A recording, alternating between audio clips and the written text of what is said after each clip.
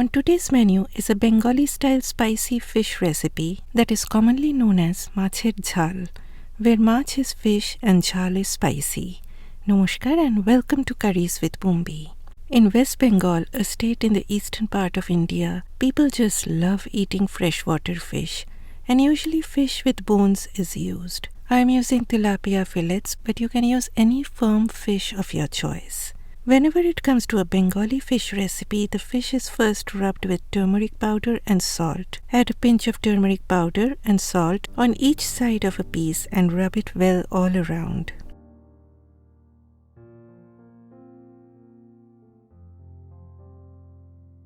Next step, we will be blending onion, ginger and garlic, and this one onion I will be slicing and using it later on. Now one thing I would really like to mention is that onions sometimes tend to get bitter when pureed raw like this.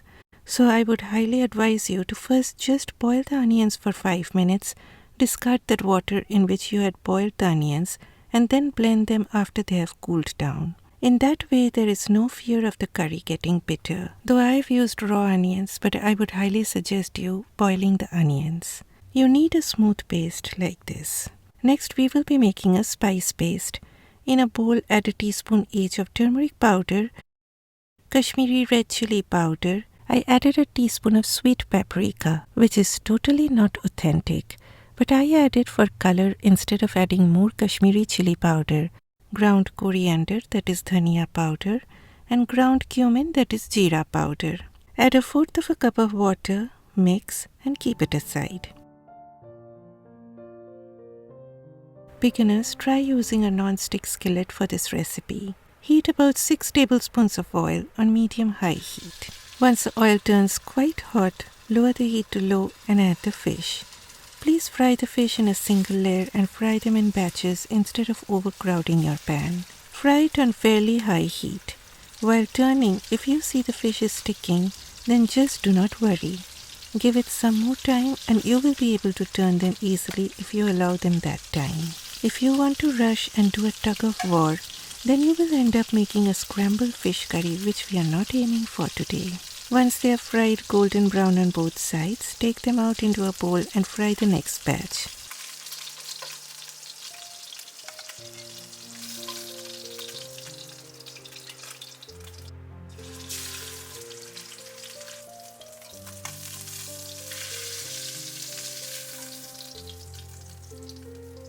Take out any bits and pieces if they are floating in the oil.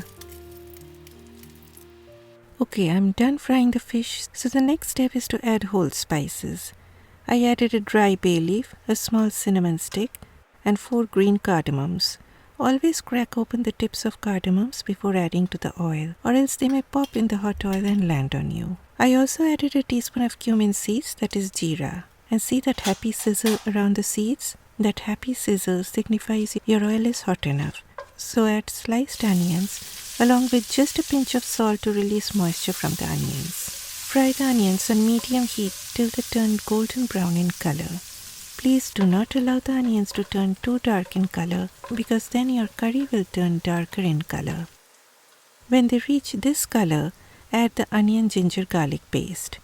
Whenever you use pureed onions and if they are raw onions, you need to fry them on medium-low heat for quite some time so that they get cooked well, or else your curry will not taste good. So keep stirring till you see the oil dancing and bubbling around the edges. You cannot rush this process, my friends, and you need to do this on a gentle heat. See that oil coming out around the sides? That is an indication that the onion is well fried. So at this point, add the spice paste. I added a little water to my spice bowl and rinsed out all that goodness. Fry on medium heat. Add a splash of hot water if you see things are getting too dry. Next, add a teaspoon of garam masala powder and I again added a splash of water.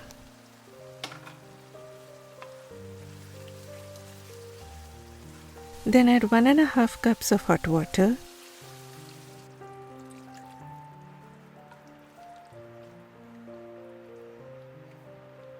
Season with salt. Then gently place all the fish in the gravy along with the juice, because all that is flavor, my friend.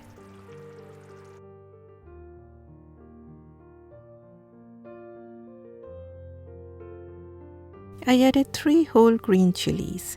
Next, cover on low heat for 6 minutes.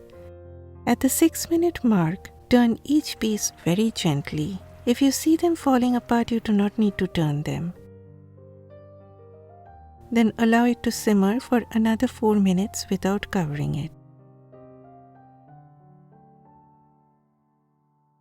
After that, your fish curry is all done. Do a taste test and adjust the seasonings. Add some chopped coriander leaves and serve it over rice with a vegetable curry as a side. We Bengalis love having fish, and we just cannot think of a meal without fish, and freshwater fish is commonly used. But please feel free to use any fish of your choice. So hope you will be trying out this delicious recipe, and please send me your feedback if you do so. Bye bye.